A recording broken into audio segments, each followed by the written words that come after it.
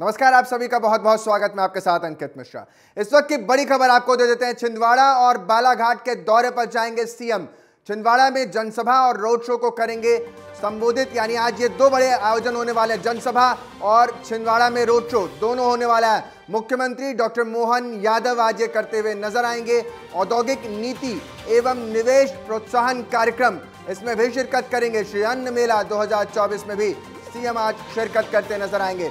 जनसभा और विकास कार्यों की देंगे सीएम सौगात। ये बड़ी जानकारी आपको दे रहे हैं। बालाघाट को मिलेगी सीएम मोहन की बड़ी सौगात। कलेक्टर और एसपी ने स्थल का निरीक्षण किया और जायजा लिया जा रहा है। पूरी सुरक्षा के पुख्ता इंतजाम। और इस बीच रोड शो के साथ आज जनसभा को संबोधित करेंगे मुख्यमंत्री।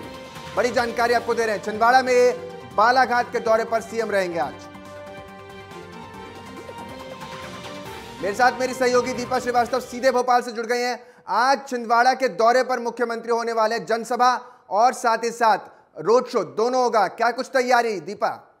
बिल्कुल, देखिए सीधे तौर पर इन दोनों ही दौरों को, छिंदवाड़ा और बालाघाट जो है, इन दोनों ही दौरों की अगर हम बात करते हैं तो इनको सीधे तौर पर लोकसभा चुनाव से जोड़कर हम देख सकते हैं। क्योंकि आज हमें देखने को मिलेगा कि जहाँ पर छिंदवाड़ा में मुख्यमंत्री जो है पहुंचने वाले हैं और इस दौरान रोड शो को भी रोड शो का भी हिस्सा बनते हुए नजर आएंगे। इसी के साथ सभा को संबोधित करने का काम जो है वो भी उनके माध्यम से किया जाएगा। इसी के साथ यदि बात करें तो छिंदवाड़ा से ही कई बड़े कार्यक्रमों में भी वो शिरकत करते हुए नजर आएंगे। इसके अलावा यदि बात करें तो छिंदवाड़ा से सटा हुआ जिला है बालाघाट, तो यहाँ पर भी आज मुख्यमंत्री जो है जाएंगे, जहाँ पर विकास कार्यों की सौगात जो है देते हुए नजर आएंगे। सीधे तौर पर ये बात कही जा सकती है कि आज बालाघाट के लिए बड़ा दिन रहने वाला है, क्योंकि कई विकास कार्यों की सौगात जो है वो आज सीएम के पिटारे से बालाघाट को मिलने वाली है। सीधे तौर पर इन दौरे को हम जो है लोकसभा चुनाव और इसी के साथ जो बीजेपी का मिशन 2029 है उससे भी जोड़कर देख सकते हैं। दोनों ही अगर बात करें लोकसभा चुनाव में, जिस तरह से छिंदवाड़ा सीट काफी ज्यादा महत्वपूर्ण बीजेपी के लिए बन गई है और लगातार उस पर फोकस होता हुआ नजर आ रहा है। हमें देखने को मिलता है कि केंद्रीय गृह मंत्री अमित शाह जो है उनकी नजर छिंदवाड़ा पर है और वही एक ऐसी सीट है जिसपे काफी लंबे समय कह सकते हैं कि आज तक उस किले को बीजेपी नहीं भेज पाई है। तो किस तरह से छिंदवाड़ा को भेजा जाए, इसको लेकर लगातार बीजेपी जो है डटी भी है। लगातार तमाम केंद्रीय मंत्रियों के दौरे भी हमें वहाँ देखने को मिलते हैं और अब आज मुख्यमंत्री वहाँ पहुंचने वाले। इस मौके पर कई विकास कार्यों की सौगात भी देंगे और कई कार्यक्रमों में शिरकत करते हुए नजर आएंगे। जी दीपा, आज ये बड़ा आयोजन होने वाला है जिसमें रोड शो होने वाला है। कहां से कहां तक ये रोड शो जाएगा? अगर बात करें तो छिंदवाड़ा जो मेन सिटी है उसके अंदर से ये रोड शो होता हुआ जाएगा। हालांकि इस बारे में जानकारी नहीं मिल पाई है कि आखिर कितना लंबा ये रोड शो रहने वाला है, लेकिन तमाम इंतजाम जो है वो कर लिए गए हैं। इसी के साथ यदि बात करें तो कई स्थानीय कार्यक्रम जो है उसके अंदर भी इस मौके पर जो सीएम है वो शिरकत करते हुए नजर आएंगे। जी आज ये बड़ा, एक तरीके से कहें, छिंदवाड़ा के पूरे दुर्ग को भेदने की कोशिश करी जा रही है और इसमें कमलनाथ का ये बड़ा गढ़ माना जाता है। तो ऐसे में ये दौरा और ये रैली भी होने वाली है और रोड शो, ये कितना महत्वपूर्ण और अहम हो जाता है? देखिए, अगर छिंदवाड़ा की हम बात करते हैं तो सीधे जो नाम जहन में आता है वो है कमलनाथ का, और कमलनाथ का नाम लेते हैं तो छिंदवाड़ा का, यानी कि पर्याय है दोनों ही जो शब्द है एक दूसरे के। छिंदवाड़ा मॉडल को पूरे देश भर में जहां पर जाना जाता है, छिंदवाड़ा मॉडल की बात करके ही कहीं ना कहीं मध्य प्रदेश में कांग्रेस ने सरकार बनाई थी। अब ऐसे में निश्चित तौर पर जहाँ पर ये बातें कही जाती है किस तरह से छिंदवाड़ा में तमाम विकास कार्य जो है वो किए गए, काफी ज्यादा डेवलपमेंट के लिए काम वहां पर हुए हैं। लेकिन अब जहाँ पर लगातार केंद्रीय नेतृत्व की बात हो या फिर अब खुद मुख्यमंत्री जहां पर फोकस करते नजर आ रहे, तो अब देखने वाली बात ये होगी कि किस तरह से क्या सच में लोकसभा में बीजेपी सीट को अपने कह सकते कब्जे में ले पाती है या कमलनाथ एक बार फिर से वहां से विजयी होते हैं। जी कोशिश यही है कि एक तरफ कांग्रेस के कमलनाथ है और दूसरी तरफ बीजेपी कोशिश कर रही है कि वो अपने कमल को और विस्तार वहां दे पाए। एक और सवाल, आखिरी सवाल, कितने बजे तक ये शुरू हो सकता है? रोड शो कितने बजे तक शुरू होगा और कितनी भारी संख्या में आज इस आयोजन में लोगों के शामिल होने की संभावनाएं जताई जा रही हैं? देखिए, सबसे पहले 11:30 बजे यदि मैं बात करूँ तो बालाघाट के लिए मुख्यमंत्री रवाना हो जाएंगे। सबसे पहले बालाघाट पहुंचेंगे जहाँ पर तमाम कार्यक्रमों में शिरकत करते नजर आएंगे। विकास कार्यों की जो सौगात है वो भी बालाघाट को मिलती हुई नजर आएगी। और इसके बाद यानी कि उसके ठीक बाद यदि हम बात करें तो लगभग 2:45 से 3 बजे के बीच में छिंदवाड़ा जो है मुख्यमंत्री पहुंच जाएंगे। जिसके बाद जिस तरह से अगर बात करें तो श्री अन्न योजना का जो कार्यक्रम होना है उसमें भी शिरकत करेंगे, औद्योगिक नीति की जो कार्यक्रम होना है उसमें भी शिरकत करेंगे। इसी के साथ रोड शो को भी में शामिल होते नजर आएंगे और सभा को भी संबोधित करने का काम उनके द्वारा किया जाएगा। तो कह सकते हैं कि आज पूरा दिन वो छिंदवाड़ा और बालाघाट को देखकर कहीं ना कहीं जो ये सीट है इस पर बीजेपी की मजबूती के लिए काम करते नजर आएंगे। जी ठीक है दीपा, आप लगातार नजर बनाए रहिए। दर्शकों को जरा दूसरी खबर से अपडेट कर देते हैं। दूसरी खबर भोपाल के भदभदा बस्ती से सामने आ रही है, जहां अतिक्रमण यानी अवैध अतिक्रमण को हटाने के लिए एनजीटी के आदेश के बाद जो कार्रवाई हुई है उसमें अवैध बस्ती कल तक का दिया गया था अतिक्रमण हटाने का समय। जो जानकारी आ रही है, बड़ा तालाब किनारे भदभदा की ओर से 386 अतिक्रमण हटाने के लिए नगर निगम और जिला प्रशासन का अमला लोगों के साथ बैठक कर रहा है। कुछ लोग खुद हटने को तैयार हैं। ऐसे लोग जो कम्युनिटी हॉल, प्रधानमंत्री आवास में जगह उपलब्ध कराई जा रही है, ऐसे लोगों को जो हटने के लिए तैयार हैं। कल से एसडीएम टीटी नगर मुन्नावर खान और नगर निगम के उपायुक्त पुलिस बल के साथ मौजूद हैं। देर रात तक रहवासियों के साथ यानी जो वहां लोग रह रहे हैं उनके साथ बैठकों का दौर चलता रहा। गौरतलब हो कि एनजीटी के निर्देशों के पालन में नगर निगम ने यह कार्रवाई प्रस्तावित की है। मेरे साथ ज्यादा जानकारी के साथ दीपा जुड़ी हुई है। दीपा, क्या कुछ ये पूरा मामला है? देखिए, अगर बात करें तो मामला काफी लंबे समय से गर्माता हुआ नजर आ रहा है। लगभग एक सप्ताह का समय हो गया जब से इस पूरे मामले को लेकर जो है कार्रवाई की बात की जा रही है और नगर निगम जो है इस और लगातार काम करता नजर आ रहा है। कुछ समय पहले से ही इस पूरे इलाके की यदि मैं बात करती हूँ तो बिजली और लाइट काट दी, बिजली और पानी जो है उसका कनेक्शन काट दिया गया था। लेकिन अब तक ये जो कार्रवाई है इसे रोकने का प्रयास लगातार जो रहवासी है वो करते नजर आए। लगभग 100 साल पुराना ये पूरा जो एरिया है वो बताया जाता है और काफी लंबे समय से जो रहवासी हैं ये यहाँ पर रह रहे थे। पिछले दिनों में देखने को मिला कि कुछ पूर्व मुख्यमंत्री दिग्विजय सिंह जो है वो भी यहाँ पर पहुंचे थे और वो भी इनके समर्थन में उतरे थे। पूर्व मंत्री पीसी शर्मा भी इनके समर्थन में उतरे थे। लेकिन इस बार नगर निगम कार्रवाई के मूड में हमें देखने को मिल रहा है। इस वक्त हम मौजूद है भदभदा जो कह सकते हैं कि घाट पर, यहाँ पर आप तस्वीर देख सकते हैं। इसके जस्ट उस पीछे की अगर हम बात करते हैं तो आप देखिए यहाँ पर अतिक्रमण टूटता हुआ आपको नजर आ रहा है। अब तक लगभग 8 से 10 घरों को जो है शिफ्ट कर दिया गया, यानी कि जो लोग थे उन्हें शिफ्ट कर दिया गया है। अब भी लगातार आप देख सकते हैं किस तरह से निगम की कार्रवाई जारी है। यहाँ पर यदि बात करें तो पूरी चारों तरफ से बैरिकेडिंग जो है वो कर दी गई। तमाम जगहों पर पुलिस का अमला जो है वो भी तैनात किया गया है। आप मेरे पीछे देखिए किस तरह से जो तमाम पुलिस कर्मी है वो भी मौजूद है और इनकी मौजूदगी में व्यवस्थाएं सही ढंग से हो, सुचारू रूप से हो। मीडिया पर भी पूरी तरीके से प्रतिबंध लगा दिया गया है। उस इलाके में जाना मीडिया का भी मना किया गया है और किसी भी तरह की कोई असुविधा ना हो उसके लिए तमाम जगहों पर जो पुलिस का अमला है उसे भी तैनात किया गया है और प्रयास ये किया जा रहा है कि जल्द से जल्द इस अतिक्रमण की जो कार्रवाई है उसे पूरा किया जा सके। जी दीपक, कितने ऐसे घर हैं, कितने ऐसे अवैध अतिक्रमण हैं जिसको हटाया जाना है? और दूसरा सवाल कि सुरक्षा के मद्देनजर क्या कुछ इंतजाम, अगर अचानक से भीड़ बढ़ जाती है या ऐसा कुछ अप्रिय घटना होती है तो उससे निपटने के लिए क्या कुछ तैयारी? देखिए, इस तरह की घटनाएं ना हो इसीलिए तमाम जगहों पर पुलिस बल को जो है तैनात किया गया है। मैं एक बार फिर से आपको तस्वीर में दिखाऊंगी कि किस तरह से ये आप देखिए, ये कह सकते हैं कि जब बारिश का समय होता है तो ये जो तालाब है ये और भी ज्यादा भर जाता है और यहाँ पर जो स्थिति है और ज्यादा कह सकते हैं कि बद से बदतर होती भी नजर आती है। बिल्कुल सटा हुआ ये इलाका जो है कह सकते हैं कि कई अनहोनियां जो है वो भी यहाँ पर हो चुकी हैं। तो इस तरह की घटनाएं की पुनरावृत्ति ना हो और कहीं ना कहीं व्यवस्थाएं सही ढंग से बनी रहे, कह सकते हैं सुचारू रूप से तमाम व्यवस्थाएं चलती रहे, इसके मद्देनजर ये जो पूरी कार्रवाई है वो नगर निगम के द्वारा की गई है। हालांकि अभी तक लोगों को किसी तरह की रहने की व्यवस्था की नहीं गई है, लेकिन साफ तौर पर ये बात कही गई है क्योंकि लगातार बैठकों का दौर जारी रहा। रहवासियों से भी चर्चा जो है वो निगम के अधिकारियों ने की है और उन सभी को यहाँ से शिफ्ट होने के लिए जल्द से जल्द कहा जा रहा था। लेकिन जहाँ पर हमें देखने को मिला कि खुद दिग्विजय सिंह, पीसी शर्मा, तमाम लोग जो है यहाँ पर पहुंचे थे। कह सकते हैं कांग्रेस ने हस्तक्षेप किया जरूर था लेकिन निगम फिर भी नहीं डरा और ये कार्रवाई जो है आज सुबह से जो है शुरू हो चुकी है। जी ठीक है दीपा, आप लगातार नजर बनाए रहिए। दर्शकों को अगली खबर की तरफ ले चलते हैं। जो खबर आ रही है मध्य प्रदेश के सतना जिले से, जहां बीजेपी पार्षद महेंद्र पांडे पर जानलेवा हमला किया गया है। पार्षद पर धारदार हथियार से यह हमला किया गया। घटना के बाद पूरे इलाके में सनसनी फैल गई है। हमले में घायल पार्षद को रीवा रेफर कर दिया गया है। जानकारी जो सामने आ रही है उसके मुताबिक हमला सिविल लाइन चौराहे के पास हुआ है, जहां फुटपाथ पर फल व्यापार करने वाले रामफल गुप्ता से किसी बात को लेकर कहासुनी हुई। विवाद इतना बढ़ा कि रामफल फल कारोबारी ने नारियल काटने वाले बांका से पार्षद महेंद्र पांडे पर ही हमला कर दिया। हालत गंभीर होने पर रीवा मेडिकल कॉलेज रेफर कर दिया गया। बीजेपी पार्षद महेंद्र पांडे वार्ड नंबर 26 के बीजेपी पार्षद हैं।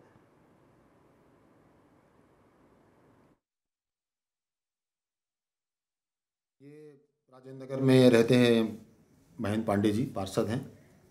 और वहाँ एक फल व्यवसायी हैं कमलेश गुप्ता, उनको रोड के किनारे ठेला रखने को लेकर के इन्होंने उसको हटाने के लिए कार्रवाई की थी, पर वो दोबारा वहाँ पे ठेला रख लिए थे। तो आज पुनः वो उसको रात में करीबन 7-8 बजे हटाने के लिए गए थे और वहाँ उसी ठेले को रखने और हटाने को विवाद हुआ, उसकी बात को लेकर के, और जिस पर वो फल व्यवसायी कमलेश और उनके दामाद गुड्डा और उनके बेटे ने उनके ऊपर बका से हमला कर दिया। एक अच्छी खबर भोपाल से सामने आ रही है, जहां स्कूल शिक्षा विभाग ने स्टूडेंट्स बैग पॉलिसी जारी की है। अब से प्रदेश भर के स्कूलों में एक दिन रहेगा नो बैग डे, यानी हफ्ते में एक दिन बिना स्कूल बैग के स्कूल पहुंचेंगे बच्चे। साथ ही क्लास 2 तक के बच्चों को कोई भी होमवर्क नहीं दिया जाएगा। स्कूली बच्चों के लिए कक्षा 1 से 12वीं तक वजन की सीमा भी तय कर दी गई है। यह आदेश प्रदेश के सभी शासकीय या अशासकीय और अनुदान प्राप्त स्कूलों पर लागू होगा। ये सुखद और अच्छी खबर, वजन निर्धारित कर दिया गया है और क्लास 2 के बच्चों को कोई भी होमवर्क 2 तक के बच्चों को नहीं दिया जाएगा। एक दिन नो बैग डे होगा प्रदेश में। ये शासकीय और अशासकीय और अनुदान प्राप्त स्कूलों में भी लागू होगा।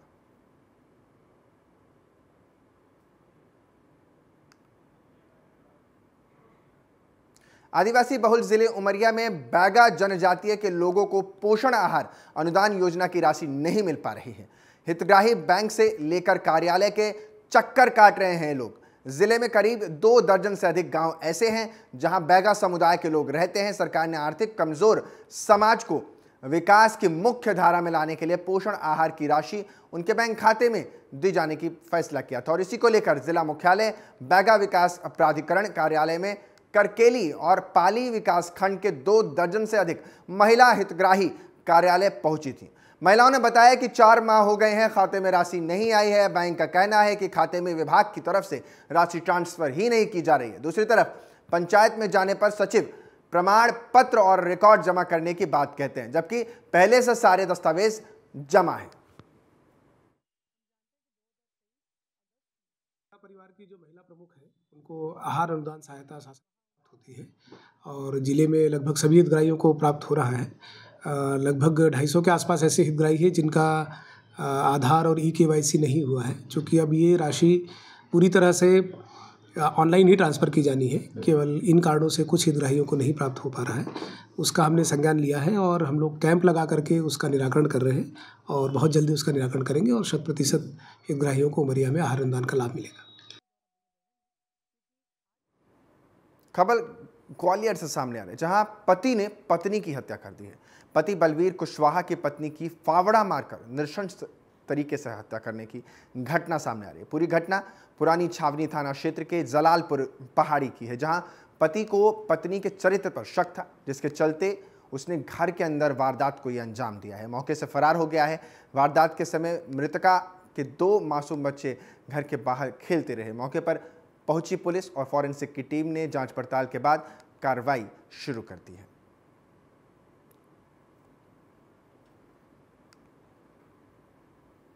उमरिया जिले के मानपुर जनपद में जंगली हाथी ने हड़कंप मचा रखा है, तांडव मचाया। जंगली हाथी ने मानपुर के प्रतिष्ठित किसान अरुणोदय की कुचलकर हत्या कर दी है। सूचना के बाद पार्क अमला मौके पर पहुंचा, तो वहीं मानपुर रेंजर दल बल के साथ घटनास्थल पर मौजूद रहा, लेकिन ये घटना बेहद दुखद। तो देखिए, साफ तौर पर ये बेहद दुखद पहुंचाने वाली खबर सामने आ रही है, जहां हाथी के तांडव से जंगली हाथी ने मानपुर के प्रतिष्ठित किसान अरुणोदय की कुचलकर हत्या कर दी है। सूचना के बाद पार्क अमला मौके पर पहुंचा, तो वहीं साथ ही मानपुर रेंजर दलबल के साथ भी घटनास्थल पर पहुंचे हैं, लेकिन युवक की जान जंगली हाथी के कुचलने से हो जाती है। उमरिया जिले के मानपुर जनपद में जंगली हाथी का ये तांडव देखने को मिला है, जहां जंगली हाथी ने मानपुर के प्रतिष्ठित किसान अरुणोदय की कुचलकर हत्या कर दी है।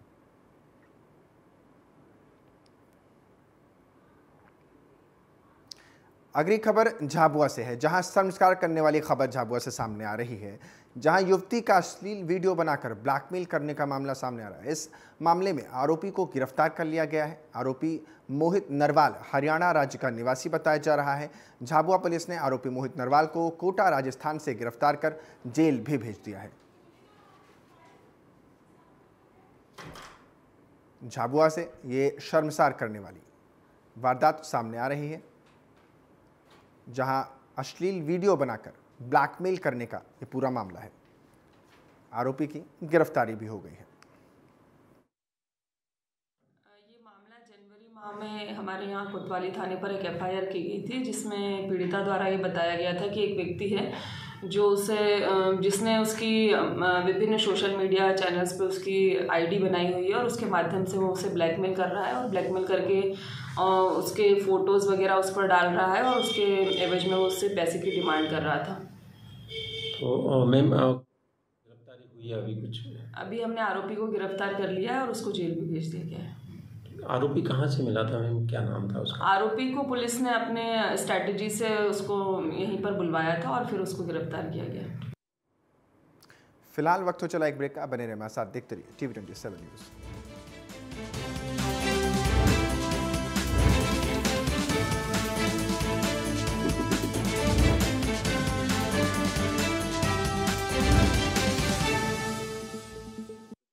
प्रदेश समृद्धि किसान, नए भारत का किसान, उसकी चिंता को लगा विराम। यशस्वी प्रधानमंत्री श्री नरेंद्र मोदी जी अन्नदाता की चिंता को खत्म करते हुए विकसित भारत के निर्माण का सपना बुन रहे हैं। प्रधानमंत्री जी के इसी सपने को मध्य प्रदेश में साकार करते हुए युवा मुख्यमंत्री डॉक्टर मोहन यादव प्रदेश में किसानों की खुशहाली को लेकर आगे बढ़ रहे हैं। 84 लाख से अधिक किसानों को हर साल 12,000 की सहायता पहुंचाने वाली डबल इंजन सरकार अन्नदाता के मान सम्मान तथा मदद को और बढ़ाने के लिए प्रतिबद्ध है। मोदी जी की गारंटी यानी गारंटी पूरे होने की गारंटी। सुशासन ही आधार, डबल इंजन हरियाणा सरकार। हरियाणा देश का पहला राज्य है जहां 14 फसलों को न्यूनतम समर्थन मूल्य की गारंटी मिली। राज्य में 2014 में सूक्ष्म सिंचाई का रकबा 33,507 हेक्टेयर था। ये अब बढ़कर 4,26,636 हेक्टेयर हो चुका है। दक्षिण हरियाणा की माइनरों में 39 साल बाद सभी टेलों तक पहुंचा पानी। आज पानी की उपलब्धता, धान भरपूर मात्रा में, विविधीकरण के नाते से इतनी फसलें, उन सब फसलों को हमने MSP पर खरीदना शुरू किया है। मेरी फसल मेरा ब्यौरा पोर्टल के जरिए 12 लाख किसानों के खातों में डाली 88,000 करोड़ रुपए से अधिक की फसल खरीद राशि। तो प्रधानमंत्री फसल बीमा योजना के तहत 27,22,000 किसानों को मिला 7,600 करोड़ रुपए का बीमा क्लेम। फसल खराब होने पर सरकार की तरफ से बीमा मिल जाता है, उसका बहुत सारा लगता है। महिलाओं के जीवन को सशक्त और सुगम बनाना माननीय प्रधानमंत्री श्री नरेंद्र मोदी का सपना है और उनके इस सपने को मुख्यमंत्री डॉक्टर मोहन यादव ने मध्य प्रदेश में संकल्प के रूप में पूरा करने की ओर कदम बढ़ा दिए हैं। 44 लाख से अधिक धात्री माताओं को 1600 करोड़ रुपए से अधिक की सहायता पहुंचाने वाला प्रदेश माताओं का सदैव ऋणी रहेगा। मोदी जी की गारंटी यानी गारंटी पूरी होने की गारंटी।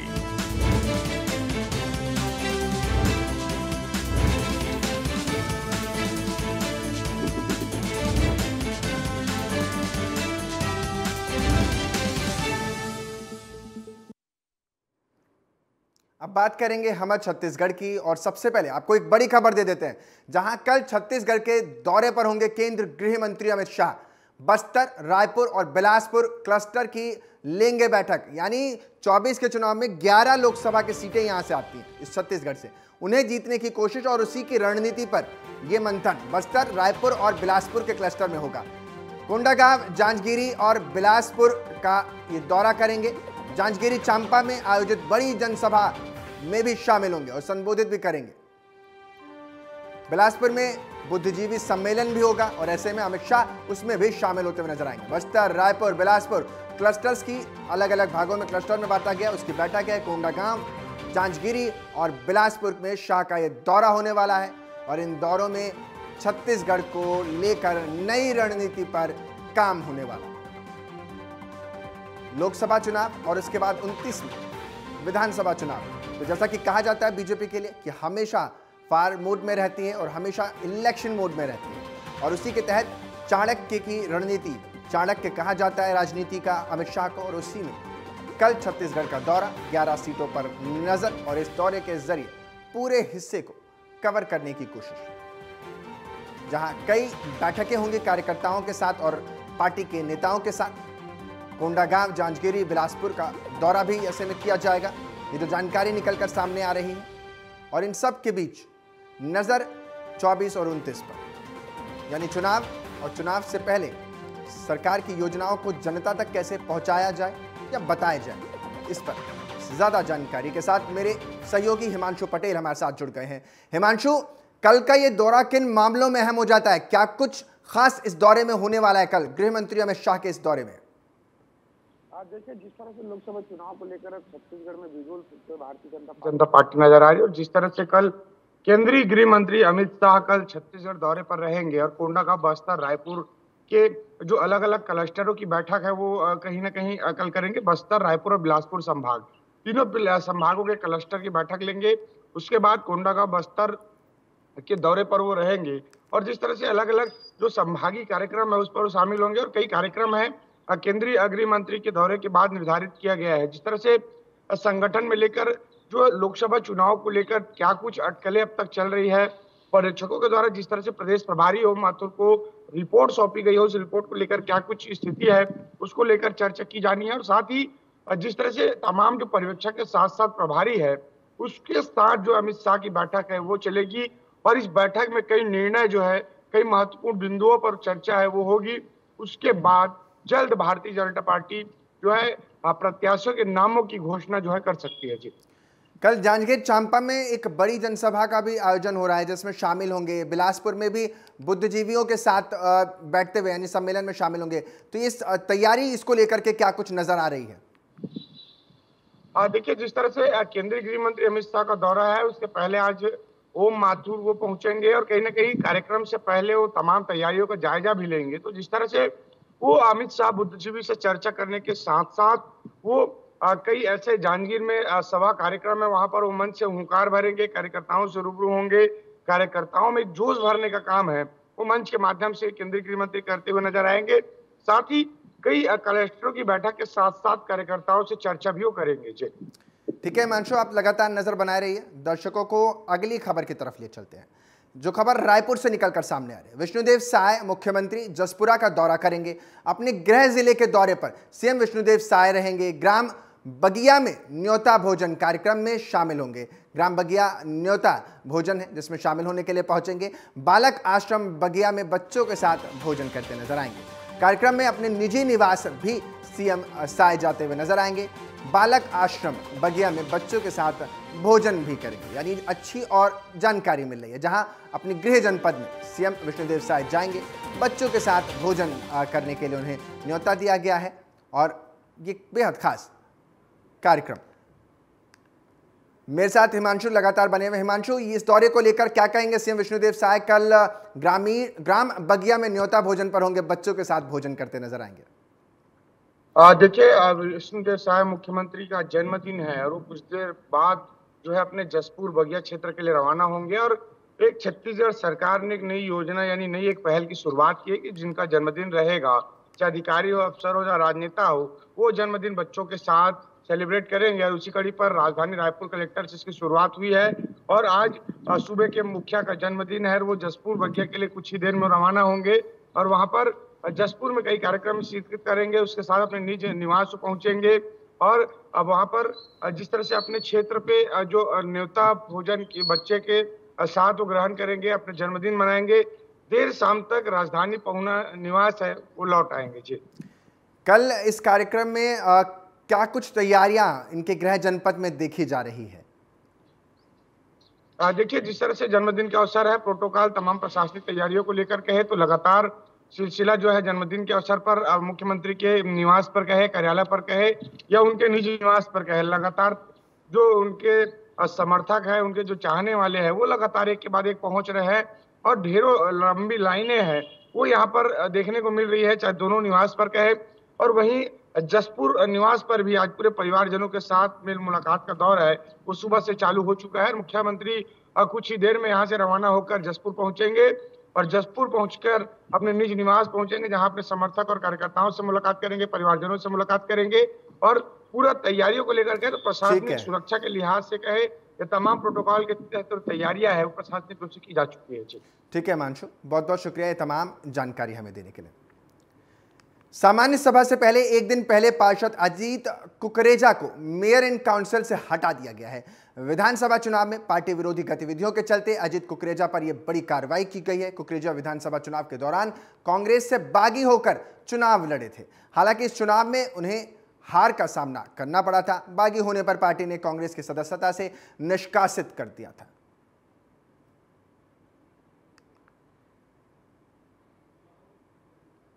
धमतरी जिले के बखारा में एक राइस मिल के गोडाउन से लोहे के सामानों को चोरी करने का मामला सामने आया, जिसमें 8 लोगों को गिरफ्तार किया गया है। लोहे की सेटरिंग प्लेट की कीमत करीब 5 लाख से अधिक की बताई जा रही है। वहीं घटना में इस्तेमाल एक टाटा एस और पिकअप को भी पुलिस ने जब्त किया है। पुलिस और साइबर सेल की टीम ने 8 युवकों को सामान के साथ पकड़ लिया है, जो कि धमतरी और हर तफरी के रहने वाले हैं और आरोपी युवक पर आगे की कार्रवाई की जा रही है।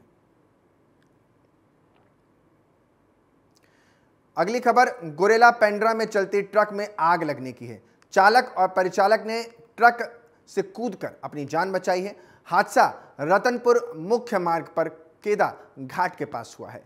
केंदा घाट के पास का यह मामला है, जिसमें ट्रक पूरी तरह जलकर खाक हो गया है। धू-धू करते जलते इस ट्रक की तस्वीरें आप देख पा रहे हैं। अचानक से ट्रक में आग लग जाती है। गुरेला पेंड्रा की यह घटना।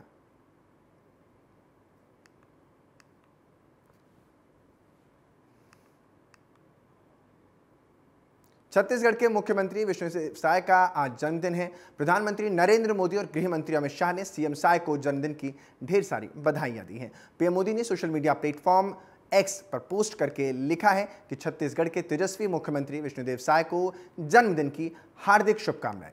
प्रधानमंत्री श्री नरेंद्र मोदी का कहना है कि मुझे विश्वास है कि आपके नेतृत्व में भाजपा की डबल इंजन की सरकार छत्तीसगढ़ से गरीबी, कल्याण और सुशासन के नए कीर्तिमान बनाती रहेगी।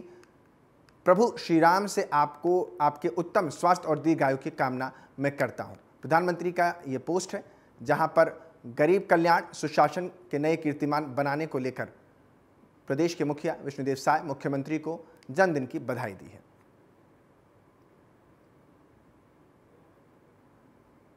वक्त तो चला एक छोटे से ब्रेक का, बने रहे हमारे साथ, देखते रहिए TV27 न्यूज़।